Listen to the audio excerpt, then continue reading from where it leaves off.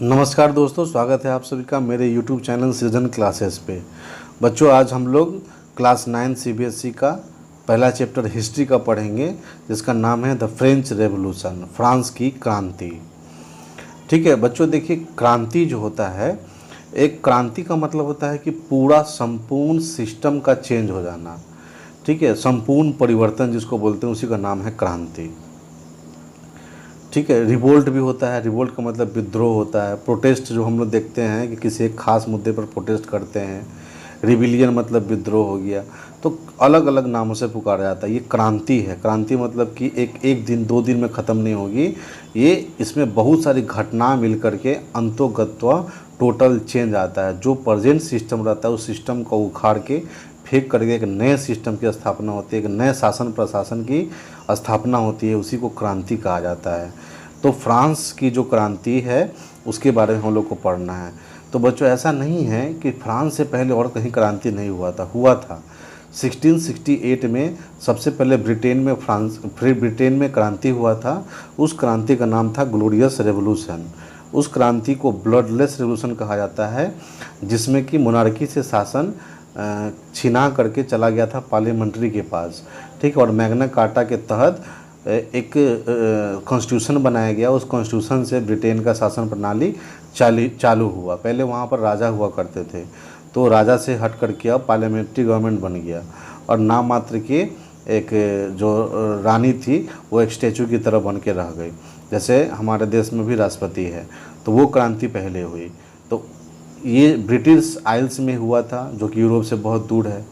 उसके बाद फिर दूसरा क्रांति हुआ था अमेरिकन रेवोल्यूशन। अब जानते हैं कि ब्रिटेन ने 13 जगहों पर, यानी कि अमेरिका के 13 जगहों पर उपनिवेशवाद यानी कि कॉलोनिज्म की स्थापना कर रखी थी। तो अपने 13 उपनिवेशवादों को स्वतंत्र कराने के लिए, ठीक है, जॉर्ज वाशिंगटन के नेतृत्व में 1776 से लेकर 1783 तक लगातार जगह जगह विद्रोह क्रांति हुआ। और अंत में ट्रीटी ऑफ पेरिस हुआ। उस पेरिस के बाद 1783 में अमेरिका को इंडिपेंडेंट कर दिया गया और अमेरिका का संविधान बना और अमेरिका जो हो गया इंडिपेंडेंट कंट्री बन गया और वहाँ पे अपना संविधान बना। पहला लिखित संविधान बनाने का जो श्रेय है उन्हीं के पास जाता है। वो क्रांति हुई। तो उस क्रांति का भी असर यूरोप में बहुत ज़्यादा नहीं हुआ। तो उसके बाद फिर 1783 के बाद 1789 में फ्रांस में क्रांति हो गई। तो फ्रांस की क्रांति इसलिए महत्वपूर्ण है क्योंकि फ्रांस जो है यूरोप के बीचों बीच में है और जो भी कुछ फ्रांस में घटित होता है उसका असर पूरे यूरोप में पड़ता है। कैसे हमारे घर के अड़ोस पड़ोस में कर कुछ हो जाता है तो पूरा जो है मोहल्ला उससे प्रभावित रहता है। इसीलिए हम लोग फ्रांस जो है, फ्रांस के कारण पूरा यूरोप में कैसा परिवर्तन आया और फ्रांस की क्रांति का क्या लेगेसी है वर्ल्ड हिस्ट्री में, वही हम लोग को पढ़ना है। ठीक है, तो चलिए शुरुआत करते हैं चैप्टर का। द फ्रेंच रेवोल्यूशन हुआ यूँ था कि 14 जुलाई 1789 को जो पेरिस का शहर था वहाँ पर क्या था, एक आतंक का माहौल था। राजा ने आदेश दे दिया था अपने सेनाओं को कि जाओ शहर में, और शहर में जा कर के पेरिस में जा कर के इकट्ठे हो जाओ। वहाँ पे एक अफवाह फैल गई थी लोगों के बीच में कि राजा जो है अपने आर्मी को ऑर्डर दिया है सिटीजन पर ओपन फायर करने के लिए। तो इससे लोग घबरा गए। तो 7000 मेन और वुमेन गैदर हो गए टाउन हॉल के सामने। ठीक है, और उन्होंने लोगों की सेना बनाई। पीपुल्स मिलिशिया मतलब होता है कि स्वयं सेना, बहुत सारे लोग मिल करके जब सेना बनाते हैं तो उसको पीपुल मिलिशिया कहा जाता है। और सब लोग जो थे गवर्नमेंट बिल्डिंग में आक्रमण कर रहे थे। ऐसा उनको खबर मिला हुआ था कि जितना सरकारी बिल्डिंग है सब में हथियार रखा हुआ है, उस हथियार से हम लोग सामना करेंगे फ्रांस की आर्मी का। ठीक है, फाइनली फिर क्या हुआ कि बहुत सारे लोग जो थे वो कहाँ चले गए, ईस्टर्न पार्ट ऑफ सिटी, यानी सिटी के ईस्टर्न पार्ट में गए। वहाँ पर एक किला था जिस किला का नाम था बस्टाइल। ठीक है, उनको मालूम था, ऐसा खबर था कि उस बस्टाइल के किले में बहुत सारा हथियार रखा हुआ है जो उनको फाइट करने में मदद करेगा। तो बस्टाइल सब जाते हैं और वहाँ के जो गार्ड था उसको मार देते हैं और 7 को कैदी थे उनको छुड़ा लेते हैं। ठीक है, बस्टाइल जो था वो सब सारी जनता उसको हेट कर दी थी। क्यों? क्योंकि वो निरंकुश पावर का एक सिंबल था और लोगों को टॉर्चर करने के लिए उस किले में रखा जाता था, इसीलिए सब लोग नफरत करते थे। उस किले को पूरी तरह से ढा दिया गया और उसके टुकड़े उन्हीं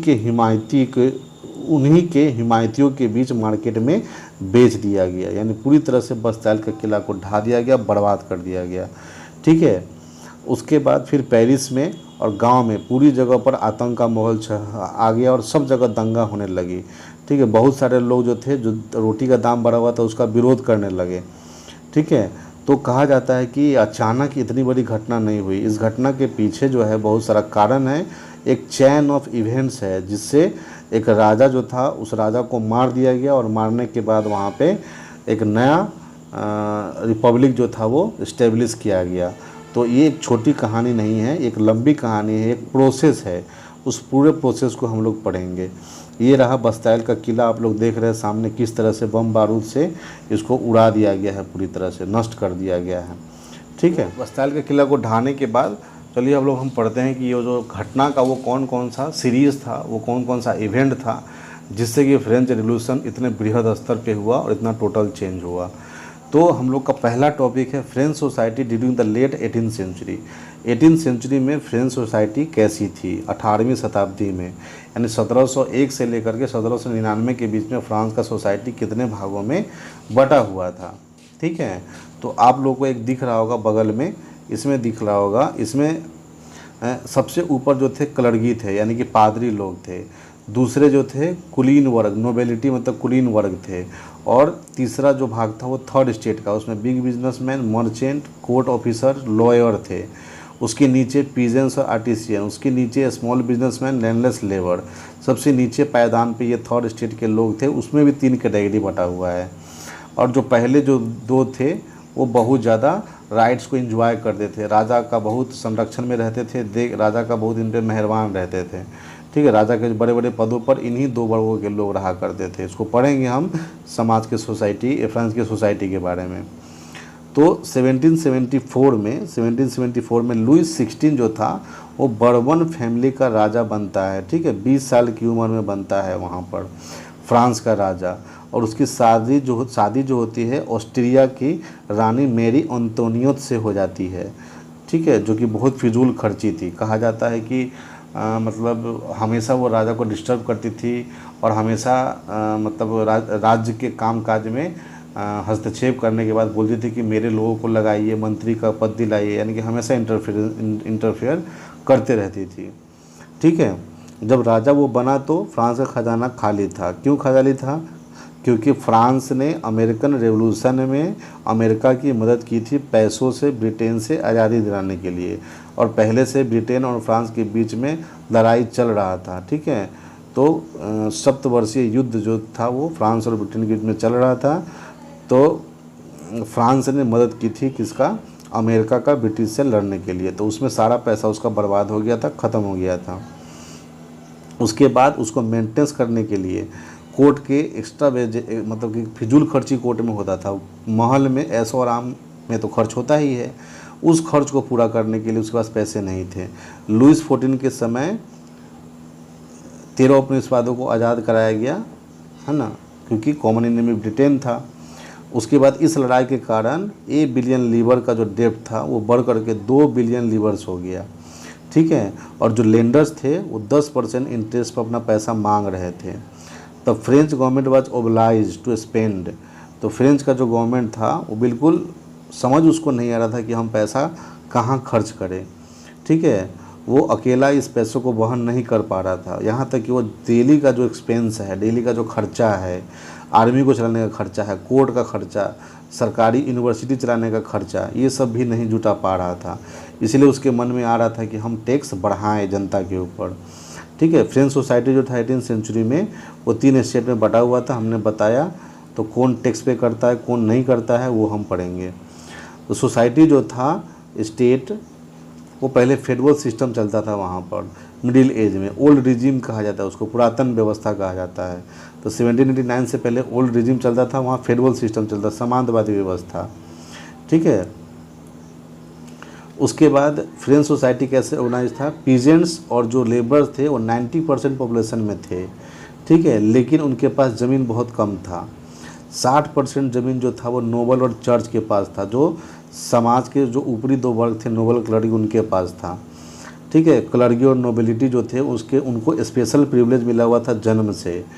ठीक है, उनको कोई टैक्स नहीं पे करना पड़ता था। नोबल जो थे उनको फेडरल प्रिविलेज मिला हुआ था। उसके बाद पीजेंट जो थे उनको टैक्स पे करना पड़ता था, और जो जो क्लर्की और नोबल है उनके खेतों में काम करना पड़ता था, रोड बिल्डिंग बनाने में राजा के अंडर काम करना पड़ता था। यानी दोनों वर्गों की सेवा करेगा थर्ड स्टेट, ये बिल्कुल पुरातन व्यवस्था में ऐसा तय था। ठीक है, चर्च जो था वो भी अपना जो था एक शेयर, जिसको टीथेस बोलते हैं, वो पीजन से ले लेता था। ठीक है, और थर्ड स्टेट जो था वो बस टैक्स पे करते थे। एक डायरेक्ट टैक्स लगा हुआ था जिसका नाम था टैली। ठीक है ना, ये डायरेक्ट टैक्स लगता था वर्कर्स के ऊपर, लेबर्स के ऊपर, जो वसूलते थे क्लर्की और नोबल मिल करके। और बहुत सारा इनडायरेक्ट टैक्स लगा हुआ था, जो रोज़मर्रा की जो चीज़ें हैं जैसे साल्ट और तंबाकू, तो बोझ के तले, टैक्स के बोझ के तले जो थर्ड स्टेट था बिल्कुल दबा हुआ था। वो अकेला ऐसा वर्ग था जो टैक्स पे करता था, और उन्हीं के टैक्स के पैसों से राजा इतना ऐशो आराम से जीता था, और नोबल क्लर्की को भी ऐशो आराम से जीने के लिए कहता था, या फिर जीने के लिए उसके टैक्स वसूल करता था, पैसा से अब ऐश मौज करता था। राजा आलीशान महल में रहता था, हजारों दास दासियों के साथ, कोई कमी न हो, बिल्कुल विलासिता में लिप्त रहता था। तो फ्रांस की जो जनता थी, जो सबसे नीचे लेवल की, वो बहुत ज़्यादा परेशान थी डेस्पोटिक रूल से। तो कहीं ना कहीं अपने राजा के खिलाफ वो विद्रोह उनके मन में, उनके आत्मा में था कि आगे चल कर के हमको ऐसा कुछ रहे तो हम विद्रोह करें। और वही जो था धीरे धीरे इकट्ठा होते गया और विद्रोह का रूप survive the struggle to survive 1.1। अब अचानक इसमें क्या हुआ कि तो पॉपुलेशन जो था फ्रांस का वो अचानक बढ़ गया। 23 मिलियन था 1715 में, से बढ़ करके 28 मिलियन हो गया। इससे क्या हुआ कि डिमांड जो था अनाज का, खाने का, वो बढ़ गया। ठीक है, अनाज का जो उत्पादन जितना पॉपुलेशन बढ़ा था उसके हिसाब से हुआ नहीं, इसीलिए रोटी का, ब्रेड का जो दाम था वो बहुत ज़्यादा बढ़ गया। ठीक है, बहुत सारे वर्कर और लेबर जो थे वर्कशॉप में काम करते थे फिक्स लेबर वेजेस पे, तनख्वाह नहीं बढ़ा लेकिन दाम बढ़ रहा था बहुत ज़्यादा। तनख्वाह इतना कम था कि उनका मतलब दिन भर का खाना भी सही से पूरा नहीं हो पा रहा था। इसीलिए जो अमीर और गरीब की जो खाई थी और गहरी होती चली गई। ठीक है, और लगातार 2-3 साल तक फसल ठीक से हुआ नहीं, सामान के दाम आसमान छूने लगे, आम आदमी के पहुंच से बाहर होने लगे, और बहुत सारे लोग खाने की कमी से, भूख से मरने लगे। उसी को सब्सिस्टेंस क्राइसिस कहा जाता है। ठीक है, जब सब्सिस्टेंस क्राइसिस मतलब ऐसा सिचुएशन जब बेसिक नीड भी पूरा ना कर पाए लोग, वैसी स्थिति को सब्सिस्टेंस क्राइसिस कहा जाता है। ऐसी स्थिति में विद्रोह नहीं करेगी तो जनता क्या करेगी। अब 1.3 है, इसमें है a growing middle class envisages an end to privilege. एक नया मिडिल क्लास उभरेगा और अंत में जो भी प्रिविलेज दिया जा रहा था नोबल क्लर्की को वो छीन लिया जाएगा। ठीक है, तो पास्ट में क्या हुआ था कि पीजेंट्स वर्कर लोग क्या करते थे, रिवोल्ट में, ऐसा नहीं कि रिवोल्ट नहीं करते थे, रिवोल्ट करते थे, है ना, टैक्स बढ़ाने पर, खाने की कमी, विद्रोह करते थे, लेकिन उनका कोई लीडर नहीं था। वो ढंग से फुल स्केल मेजर पे विद्रोह कोई नहीं कर पाए। हमेशा जो था राजा का जो मिलिट्री है, आर्मी है, वो उसको दबा देता था, और जो नोबल क्लर्की के लोग थे उनको वो दबा देते थे, विद्रोह को दबा देते थे। सही से विद्रोह हो नहीं रहा था। ठीक है, तब जा कर के 18वीं सेंचुरी में ऐसा वर्ग उत्पन्न हुआ, सोशल ग्रुप उत्पन्न हुआ जिसको मिडिल क्लास कहा गया। वे वैसे लोग थे जिन्होंने पैसा कमा लिया था ओवरसीज ट्रेड करके, है ना, सामान बना करके, है ना, कपड़ा बेच करके, सिल्क बेच करके, ऊनी कपड़ा बेच करके पैसा कमाया, और पैसा कमा के कुछ थोड़ा सा अमीर हो गए। ठीक है, उसमें इसके अलावा मर्चेंट भी है, उसमें मैन्युफैक्चरर है, लॉयर है, डॉक्टर है, एडमिनिस्ट्रेटिव ऑफिसर लोग हैं, ये सारे लोग हैं। तो ये लोग बिल्कुल खिलाफ थे जो प्रिविलेज दिया जा रहा था बर्थ से। ठीक है, rather a person social position, यानी कि ये बोलते थे कि आदमी को उसके नॉलेज के हिसाब से, उसको मेरिट के आधार पर उसको प्रिविलेज देना चाहिए, न कि जन्म से। नोबल के घर पैदा हुआ तो उसको प्रिविलेज दे दिया गया। ये कौन सी धारणा है, कौन सी मान्यता है। तो उन्होंने एक नया आइडिया निकाला कि समाज ऐसा होना चाहिए जो स्वतंत्रता और समान लॉ, सभी के लिए समान लॉ होना चाहिए, कोई छोटा कोई बड़ा नहीं। अब उसी समय सबसे अच्छा काम क्या हुआ कि बहुत सारे दार्शनिक आ गए, जैसे John Locke, Jean Jacques Rousseau.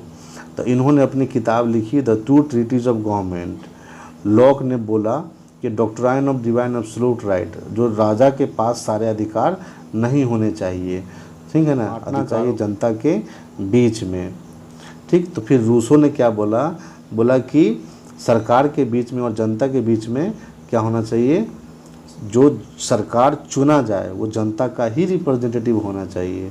The spirit of law में मोंटेस्क्यू ने कहा कि पावर जो है सरकार का वो लेजिस्लेटिव, एग्जीक्यूटिव और जुडिशरी तीनों में डिवाइड होना चाहिए, ठीक है। और वैसी सरकार बननी चाहिए जैसे यूएसए में बनी है। इंडिपेंडेंस के बाद ब्रिटेन से जब आज़ादी मिला यूएसए को, जैसी वो सरकार बनी और कैसे उन लोगों ने इंडिविजुअल राइट दिया मेन और वुमेन को। कॉन्स्टिट्यूशन है और कॉन्स्टिट्यूशन गारंटी देता है सभी को और प्रोटेक्ट करता है सिटीजन के अधिकार को। तो वैसा यहाँ पर फ्रांस में भी पॉलिटिकल थिंकर्स लोग कह रहे थे कि फ्रांस में भी ऐसा शासन व्यवस्था को बनाया जाए। तो पॉलिटिकल थिंकर्स का बहुत बड़ा रोल्स है, ठीक है। इसको इंटेलेक्चुअल रेवोल्यूशन भी कहा जाता है। तो ऐसे ऐसे लोग जब उभर के आने लगे तो फ्रांस के लोग जागृत होने लगे, उनके अंदर सेंटिमेंट आने लगा, राष्ट्र के प्रति प्रेम आने लगा और अपने ऊपर हो रहे कुशासन और अपने ऊपर हो रहे शोषण के खिलाफ वो लड़ने के लिए अब धीरे धीरे जाग रहे थे, ठीक है। तो फिलोसफर लोगों ने अपनी आइडिया को फैलाने के लिए सैलून में डिस्कशन चालू किया, कॉफ़ी हाउस में डिस्कशन चालू किया, ठीक है। किताबें छापी, पैम्पलेट छापे, लीफलेट छापे, ठीक है। और पढ़ के सुनाए वैसे लोगों को जो पढ़ लिख नहीं सकते थे, ठीक।